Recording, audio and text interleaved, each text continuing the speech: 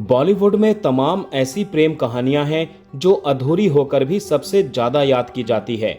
उनकी मोहब्बत भले ही मुकम्मल ना हो सकी, लेकिन आज भी उनके किस्से लोगों के दिलों में जिंदा हैं। ऐसी ही एक प्रेम कहानी थी देवानंद और सुरैया की। देवानंद और सुरैया की अमर प्रेम कहानी आज भी लोगों को याद है। उनकी मोहब्बत से जुड़े कई किस्से दुनिया में मशहूर हैं। ऐसा ही एक किस्सा है जब दोनों के ब्रेकअप के बाद उनकी धोखे से पहली और आखिरी बार मुलाकात हुई थी। इस बारे में देवानंद के पूर्व सेक्रेटरी अशोक सिन्हा ने सालों बाद खुलासा किया। अशोक का कहना है कि वो आज भी सुरैया का वो चेहरा नहीं भूले हैं जो उनका देव साहब से मिलने के बाद था। दोस्तों, वीडियो में आगे बढ़ने से पहले प्लीज मेरे चैनल को सब्सक्राइब करके बेल आइकन को जरूर प्रेस कर दीजिएगा। तो चलिए दोस्तों, वीडियो को शुरू करते हैं। अपने कैरियर के शुरुआती समय में देवानंद को अपनी को स्टार सुरैया से प्यार हो गया था। सुरैया भी देव साहब को बेहद प्यार करती थी। देवानंद ने उनके सामने शादी के लिए प्रस्ताव भी रखा।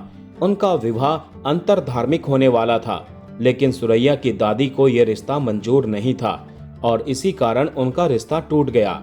जब दोनों का रिश्ता टूटा तो सुरैया ने जीवन भर शादी नहीं करने का फैसला किया, जबकि देवानंद अपनी जिंदगी में आगे बढ़ गए। ब्रेकअप के बाद दोनों की फिर कभी मुलाकात नहीं हुई।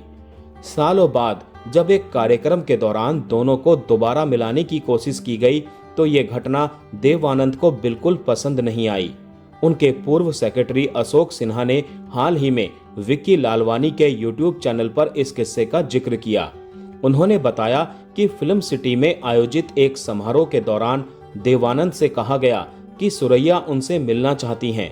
ये एक बेहद सेंसिटिव मामला था, इसीलिए उन्होंने पहले देवानंद से इसकी अनुमति मांगी, लेकिन देवानंद ने सुरैया से मिलने से साफ इनकार कर दिया। अशोक के मुताबिक उस समय देवानंद इस प्रस्ताव से काफी असहज हो गए थे।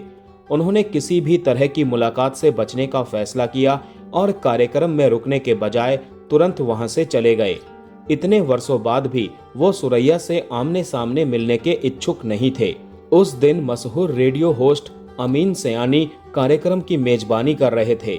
देव और अशोक मंच के पास अपनी एंट्री का इंतजार कर रहे थे कि तभी देव को बताया गया कि उन्हें सुरैया के साथ मिलकर पुरस्कार प्रदान करना है।